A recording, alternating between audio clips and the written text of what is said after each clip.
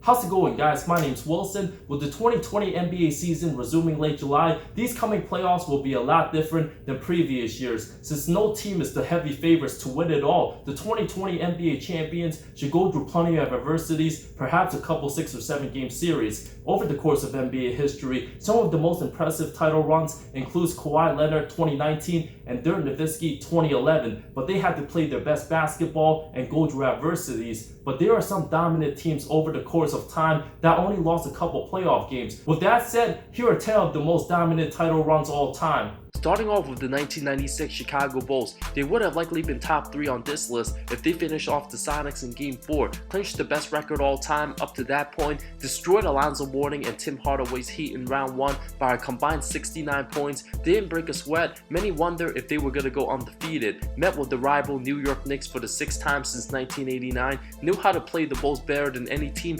Jordan went off, averaged 36 in the 5 games, down 8 with 90 seconds left of Game 3. It looked like the Bulls were dead in the water, but Jordan scored 8 straight. Pippen would miss a game-tying 3 in overtime, lost 102-99. The Bulls were close to not making this list. After down 3 with over a minute left, Jordan found Pippen on a layup. Bill Wennington then nailed a jumper to give the Bulls the lead. The defense forced a travel call on the Knicks. The conference finals weren't close at all. A decisive sweep of the 60-win Magic crushed their soul. 2 of the 4 games were huge blowouts. Jordan an efficient 52% shooting for the series. The 64-win Sonics, one of the best teams to never win a title, a close Game 2 thanks to Dennis Rodman's 20 rebounds, 11 offensive, relentless out there despite Jordan going 9 of 22, one of the best games the Worm played in a Bulls uniform, survived 92-88. Game 4 Seattle won by 21, rooting the Bulls near perfect playoff run. Chicago lost 89-78 in Game 5, 2 very bad games. These Bulls only lost twice by double digits the entire regular season before prevailing at home.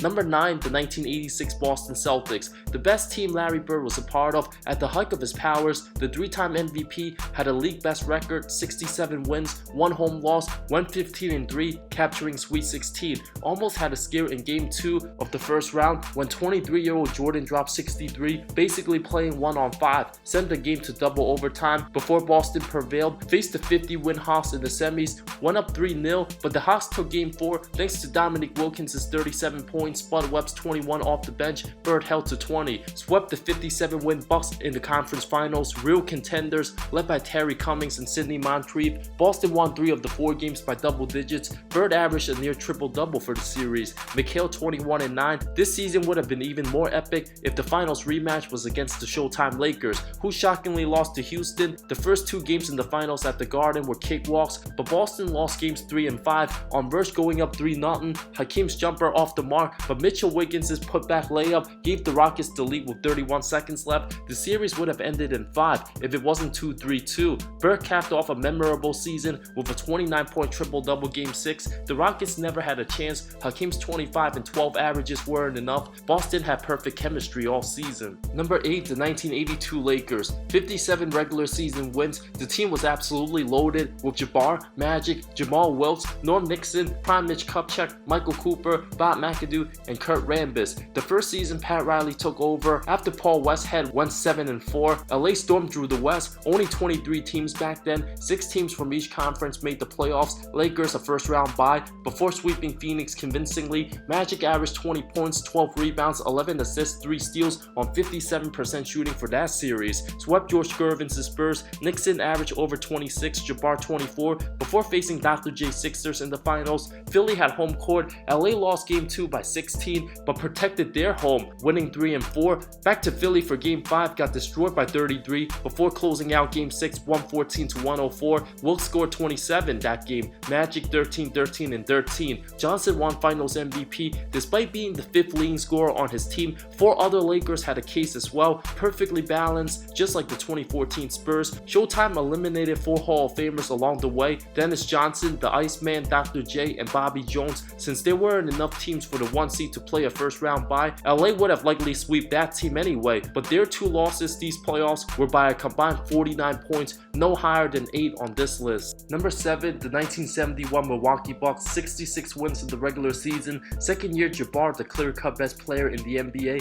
32-year-old Oscar Robertson, the second option, and future All-Star Bob Danrich, the third option. 12-2 in the postseason, easily knocked off the San Francisco Warriors in 5, each wins by double digits, but dropped Game 4 106-104, a warm-up series for Jabbar, who averaged 28 and 16. Blocks and steals weren't recorded back then. The Bucks took care of business against the short-handed Lakers without Elgin Baylor and Jerry West. The Battle of the Giants, every game was a blowout. The Bucks dropped Game 3 118-107. Jabbar held to 25 that game. But looking at the series numbers, Kareem averaged 25 points, 17 rebounds, 4 assists, 48% shooting. Outshined Will Chamberlain's 22 points, 19 rebounds, 2 assists, 49% shooting. The Bucks absolutely humiliated the Washington Bullets in the finals, easy sweep by a combined 49-point margin. Jabbar 27, 18.5 rebounds, finals MVP, defeated 7 total Hall of Famers along the way, but had one of the easiest playoff schedules in competition in capturing his first title.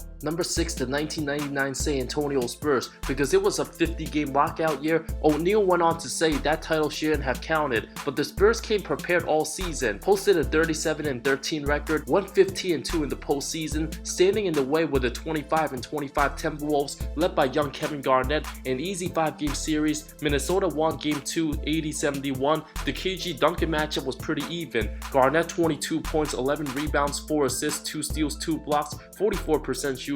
Duncan 19-11, 3-3, 46% from the field. But the Spurs had the way better supporting cast. Nobody outside of KG and Terrell Brandon averaged more than 10 points for the series in one of Duncan's most impressive semifinals. He simply outplayed Shaq and dominated the Lakers, a 4-game sweep over the preseason favorites. Averaged 29 points, 11 rebounds, 51% shooting. No other Spur averaged over 14. Shaq 24-13, not enough. San Antonio's dominance gets overlooked since that year as a whole was a mess and half the league was out of shape. The Spurs would take over in the 4th quarter of both games in LA before completing the sweep, ending the Laker era in the Western Forum for good. Matched up with the Blazers in the conference finals, who eliminated the Jazz. San Antonio survived Game 1 by 4, was getting destroyed in Game 2, trailed by as many as 18, but Sean Elliott came alive, won 6 of 7 from 3. Spurs down 2 with 12 seconds left. Ellie inbounded the ball to Elliott for an insane corner 3. His feet were nearly out of bounds. Unbelievable catch and shoot jumper, broke the hearts of the Blazers. San Antonio's only lead of the game, the final score. Portland collapsed the next 2 games, blown out by 22-14, just held to 63-80 points. Duncan and Robinson went against the short-handed Knicks without Patrick Ewing. Timmy D absolutely dominated, 33 points, 16 rebounds in Game 1, held New York to 67 points in Game 2. The Knicks would win Game 3 by 8. Allen Houston had 34, but Duncan's brilliance too much, 28-18 in Game 4, dropped 31 in Game 5, capped off by the Avery Johnson clutch jumper. In a series of speed against size, the front line of Duncan and Robinson proved to be too much. San Antonio held their opponents to an average 81.2 points in that postseason. Number 5, the 1989 Detroit Pistons. The best team by far that season, 63 wins, dominated the entire playoffs, went 15-2, ended the 80s Celtics era, and prevented the Lakers from three-peating, knocked off 8 total Hall of Famers along the way. The bad boys have versatility, big, strong, physical guys who will bully the other team if they see a weakness, strong playmaking, and legendary defense. A 3-game sweep of the C's without Larry Bird dispatched the Bucks. The team's only 2 losses came into the hands of the great Michael Jordan.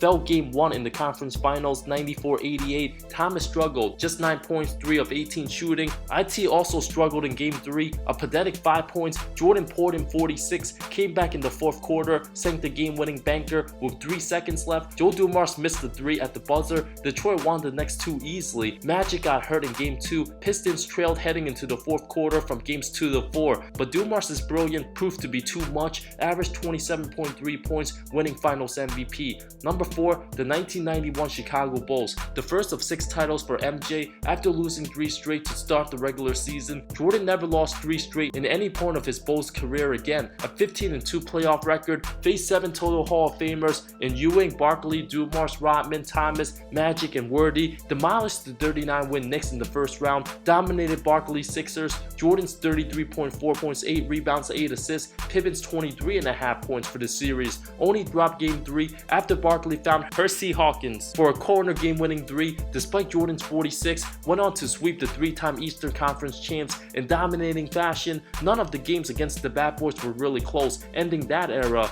After Magic's Lakers stole Game 1 of the finals 93-91, Jordan proved who was superior. Games 2 and 4 weren't close. Jordan amazing all-around numbers through 17 postseason games. The 2 losses were a combined 4 points. Number 3, the 1983 Philadelphia 76ers, a team of destiny. After acquiring 2-time MVP Moses Malone, the savior of the franchise, who was bound to get the team over the hump, so confident, stated his Sixers would sweep their way to the title. 4 All-Stars in Malone, Irving, Maurice Cheeks, and Andrew Toney. 4-0 against New York, won games 3 and 4 by 1 possession. Philly could have finished the Bucks, but let game 4 slide, lost by 6 just to close them out in 5. Swept the defending champion Lakers. Rookie James Worthy didn't play, but LA still had Jabbar, Magic, Wills, Nixon, Cooper, and McAdoo. The Lakers actually led at halftime each of the 4 games, but Malone was simply unstoppable and wanted it more than anybody. Let the comebacks, average 26 and 18 for the series. I ranked this top 3 since whichever team Philly was going to face in the first round was going to get destroyed anyway, and the chemistry was so on point, nothing was stopping them.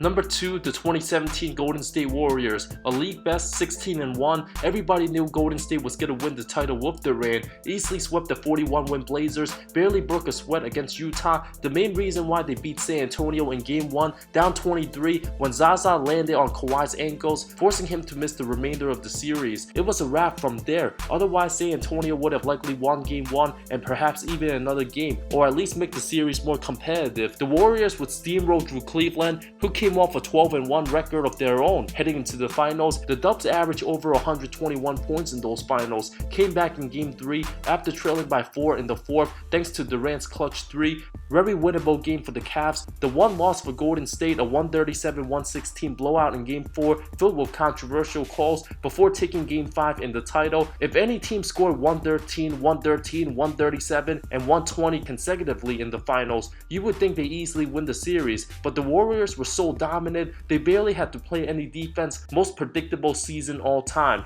Number 1, the 2001 Los Angeles Lakers, the best version of Kobe and Shaq. Of all the teams on this list, these Lakers were the only ones to face 4 50-plus win teams. Way more impressive than Golden State. None of LA's losses were in regulation. 15-1 through the postseason, outscoring their opponents by 204 total points in the process, destroyed the Blazers by 13, 18, and 13 in round 1. Shaq averaged 27, Kobe 25 those 3 games. The 55-win Kings had prime Chris Webber and a good Peja Stojakovic. No chance whatsoever. 3 of those 4 wins were single digits. The first 2 led by Shaq's 44 and 43 points, while Kobe would dominate on the road, 36 in Game 3, 48 and 16 rebounds to close out. No other Lakers averaged more than 12.3 points for the series. Sacramento simply couldn't stop the 2 duo. Kobe and Shaq would then absolutely destroy, abuse, annihilate, humiliate, and obliterate the 58-win Spurs. Duncan and Robinson were helpless against the Big Diesel. Kobe toyed with Antonio Daniels and the entire Spurs defense. These Spurs had the best defensive rating in the league, but it was all thrown out the window when the conference final started. Bryant had one of his best playoff series, did the most damage to the Spurs in what looked to be a competitive series.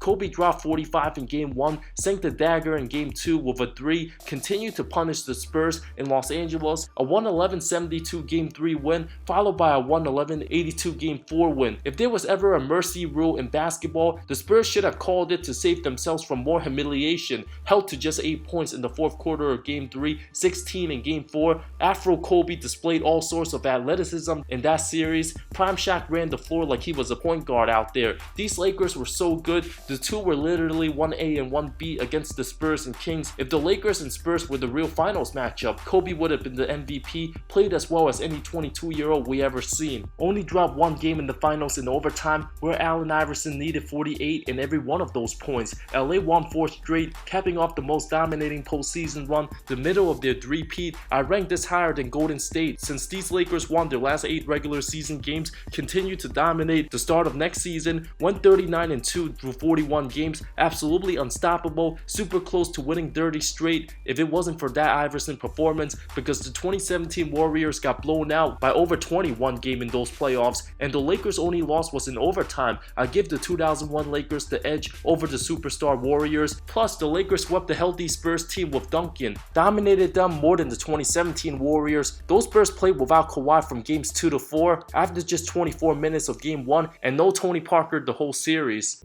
Which one of these teams do you think had the most dominant playoff run? Let me know in the comments below. Thank you so much for watching this video. Subscribe for more content, more good stuff coming soon. I love all of you. See you next time.